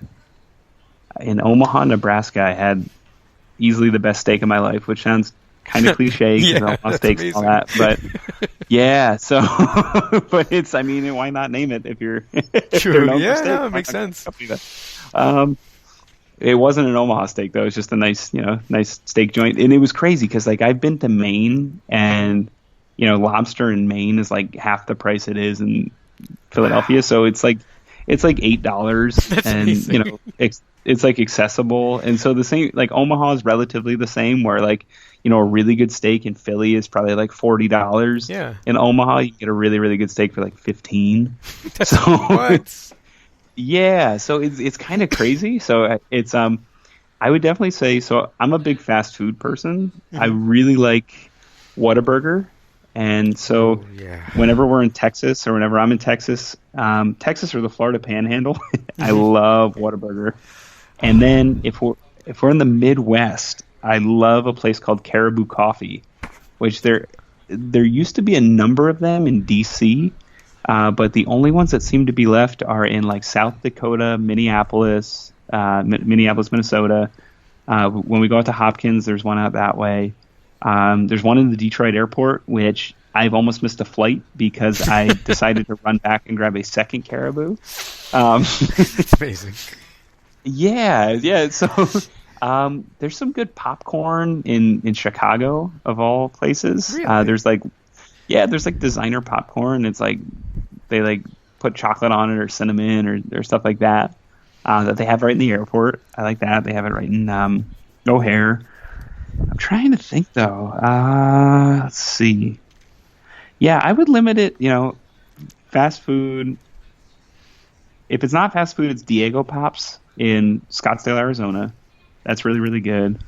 I like In-N-Out Burger, but I would put Whataburger ahead of it. Really? And yeah, and then I would Caribou Coffee is kind of my thing. So Bob Evans and I have a joke. He's a big Dunkin' Donuts guy, and him and Lance Storm were talking about coffee, and it's not real coffee because it's not Tim Hortons. And then he said, "Oh, Dunkin's the best." And then I put the Caribou logo and said "Goat." And so now anytime I tell him I'm at Caribou or anytime I'm having coffee, he asks if it's goat coffee. So. Oh, that's great. Dunkin', really? Yeah. Dunkin' Donuts? Oh, he's a Rhode Island guy. He's a New England, Massachusetts, Rhode Island guy. So he's a Dunkin' guy. I mean, if I had richer blood, I'd be a Starbucks guy, but usually settle for Dunkin'. I'm a Cafe Bustelo guy, so that's just a good old yellow and red can, kind of like Hulkamania wakes me up every day, so I'm good with that. Oh yeah. Well, Ian, thank you so much for your time. Do you have any social media you want to plug? People can reach you and follow you. Sure. At Ian Riccaboni is my Twitter, Instagram. I think it's my Facebook. Yeah, it's my Facebook. That's where you can find me, IanRiccaboni. We have a number of great Ring of Honor events coming up. We're, this weekend, Chicago, Illinois, Dearborn, Michigan. Friday and Saturday, it's Glory by Honor weekend. Then we go to Baltimore on Saturday, October 29th. The second ever Women of Honor television special is going to be taped that weekend, which is going to be tremendous. Yeah, the match information for that should be coming out shortly. I think a lot of people are going to like the main event, in addition to all the other matches. But the main event is going to turn some heads. November. Any chance this involves maybe some women without honor? Well, it may. All right. Yeah, we may. We might have a surprise up our sleeve too. So I'll just leave it there. Okay. And then we head down to Texas on the 3rd and 4th of November. It's a rare Thursday and Friday combo. Oh. Thursday and Friday show. And then it's the Reach for the Sky tour in England, which I will not be a part of. My son should be here by then. And then I should be back in action, though, for Final Battle on Friday, December 2nd. And then we're back in Philly on Sunday, December 4th. So lots and lots and lots and lots of Ring of Honor coming up. This weekend's the last time in America that, for this year at least, that Red Dragon's teaming together, so you don't want to miss that. And yeah, so for those, ROHWrestling.com at Ring of Honor should be a lot of fun. Well, thank you very much, Ian. I appreciate you taking time to sit with us tonight and chat, and look forward to seeing you at your next event. Absolutely. Thanks for having me, Rich. All right. Thank you. All right. So I just want to, thank Ian Riccaboni for his time. Just a fun interview, and look forward to seeing the next Women of Honor special, which is going to be on October 29th. It's going to be taped, so it's going to be like a 1-hour Women of Honor TV special. So that's something to look forward to. Yeah, it's pretty cool. All right. Anything else you want to cover before we mosey on out of here? No, that's it. All right. Mosey is the correct term. I like to mosey. All right. Well, ladies and gentlemen, I just want to remind you can send us your emails, comments, questions to runningwildpodcast@gmail.com. You can follow us on Twitter at runningwildlwos. All the funny and interesting stuff comes from our boy Runz, and all the stuff that's kind of annoying comes from me. You can follow me directly at rich_LACONI on Twitter as well. And be sure to go over and leave a comment, subscribe, rate, review our show. We don't get paid for this, so any support you can pass along is truly helpful. And on that note, I just want to remind you guys that you've been listening to the podcast that is just too sweet. All right, bro. All right, peace out, man. All right.